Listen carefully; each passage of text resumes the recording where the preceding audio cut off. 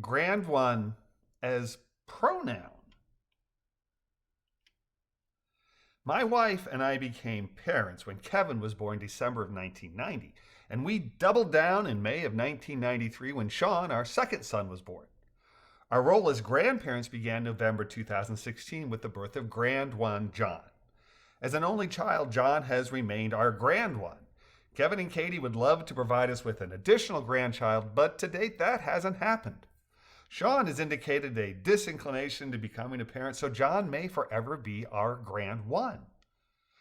I started calling John Grandone both as a description and in response to our gender-crazy society. Descriptively, he is our only grandchild, and therefore our grandone. But there is more to my label than mere enumeration. As baby boomers, Pat and I grew up under the edict of blue is for boys, pink is for girls, and similar sexist nonsense. All four of our parents were born in the 1920s, and as I like to point out, my mother was born the same year that women in the USA got the vote. Another example concerning the recency of women in the USA making important, if incremental, advances in equality is illustrated by the fact Pat and I had already started elementary school before women were allowed to get a credit card without their man's permission, whether said man was father or husband. Society places a lot of valuable restrictions on people. Universally, we agree that we should love our neighbor, and universally, we fail to live up to that declaration, albeit to highly varying degrees of failure. The universality of societal restrictions in no way equates to these restrictions being equal or just. And for too many of our mores are designed to keep power and opportunity in the hands of the powerful while keeping those people in their place. The four major historical divisions between those with greater opportunity versus those with less are sex, color, race, religion, and caste or nobility. For millennia, women in Western society have been blamed for mankind's literal expulsion from paradise, said belief established in the Bible's book of Genesis. Women, we are told, are weak, the devil's instrument, here for the taking.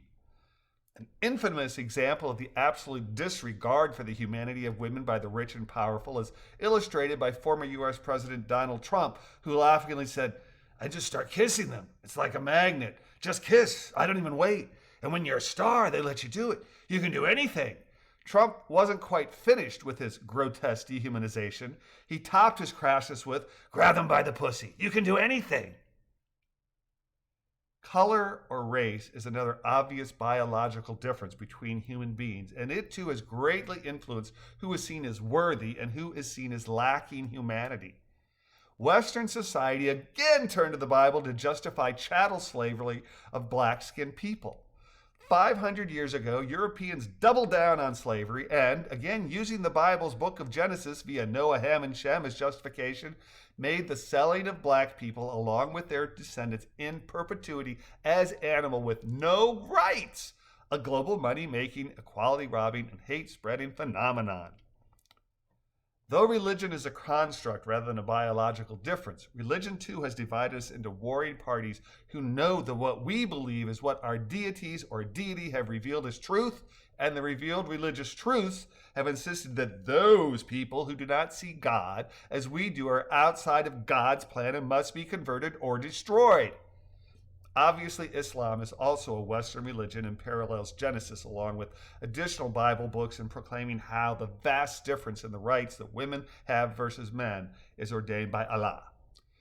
As priest classes developed, they became more powerful, self-perpetuating, more encompassing in their proclamations, and certain that their deity wanted them to rule and to spread that God's worldview. And once more we have those who are worthy, the group that followed God A, and those that are blasphemous, any who do not follow God A, and the edicts of God's A's priests.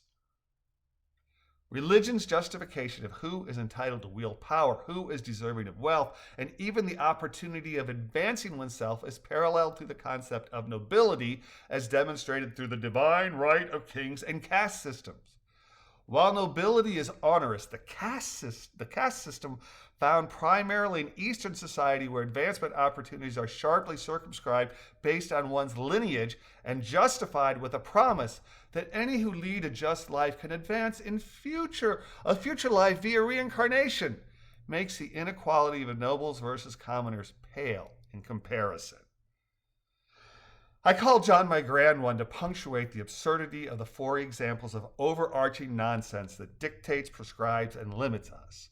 Equality and worth are not dependent upon sex or genitalia, and our obsession with limiting the rights of people simply because those folks want to live their lives outside the above enumerated nonsense is outlandish. And I hope my grand one makes a grand life for himself and reaches for the stars regardless of where those stars appear in the heavens. Oh, one final note. While I'd love more grandchildren, I fully understand that if we want opportunity and justice to grow, then we can't keep abusing our planet, and overpopulation is a ticking time bomb that must be addressed. My mother was grand one John's age when the Earth's population hit 2 billion. My wife was born the year we hit 3 billion. Pat and I wed a year before the Earth climbed to 5 billion. 6 billion, 1999. 7 billion was 2011. And late last year, we reached 8 billion. All over the earth, we have people screaming for the old days, complaining that freedom is dead, while denying equal rights to other, and overpopulation with its accompanying pollution and diminution of essential resources is going to catch up with us unless we all get together and work together for greater justice and greater equality. Because, as Benjamin Franklin, one of the United States founders, declared, we must all hang together, or assuredly we shall all hang separately.